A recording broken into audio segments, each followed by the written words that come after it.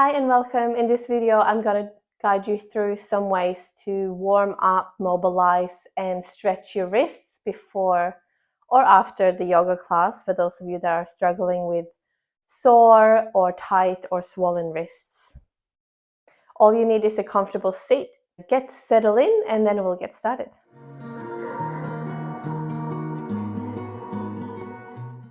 All right, we'll start with some mobilization. So you're going to reach your arms straight out in front of you and make fists, thumbs wrapping over the fingers, and then shoulders back and down.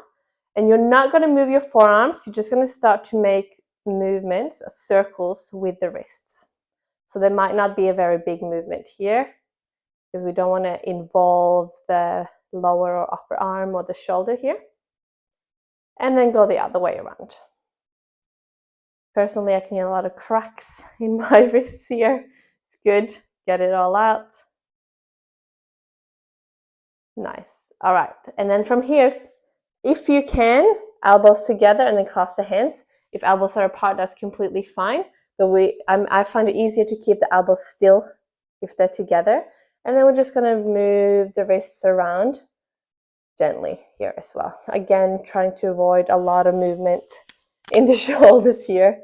And then reverse, if you can figure out how to do that. Nice, just creating some heat and movement into the wrists here. Nice, keep the hands clasped. This time, bring your elbows wide apart so you're creating one line, and we're going to make waves. This one is the nicest one. Oh, a few times one way, and then again, if you can figure it out, we reverse it.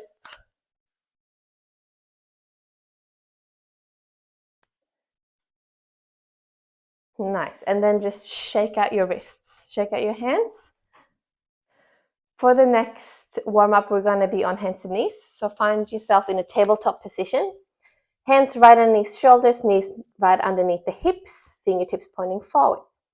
And let's just create a good posture here. So pull your chin slightly back, lengthen the back of your neck, and then hug your baby in so you're not hanging into our spine here. Got a nice solid position. We're going to start walking the fingertips to face outwards. Then we walk them to face backwards. Then come up onto your fists, so curl your fingers underneath. And then we bring fingertips forward again. Never mind my cat. Fingertips outwards and backwards. Up on the fists. And then back to the front. Now we change which hand goes first. So we go sideways, backwards, up onto the fists, and forwards. Last time, outwards, and backwards, and fists, and forwards. Awesome. Keep your knees and hands where they are. Turn your hands all the way around again. We're going to come into a little stretch. If this is more than enough for you, stay here. If you can, move your knees in closer, and then you can sit back. Keep the full palm on the floor for this one. Okay, stay here. Now you're going to peel off the palms, but keep the fingers down.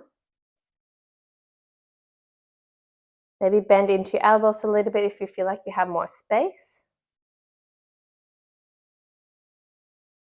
And then gently release, shake it off.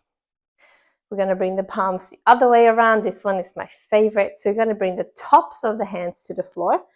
Again, you might need to lift your hips off the floor. If you can, keep your hands quite close to you and you can sit down on your heels.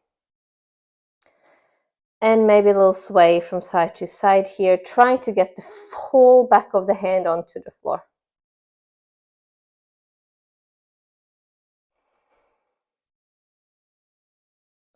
So good for the lower arms.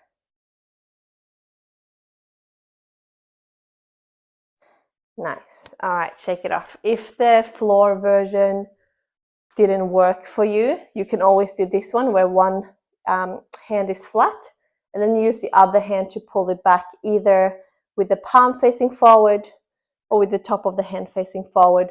And you just do that with one hand at a time.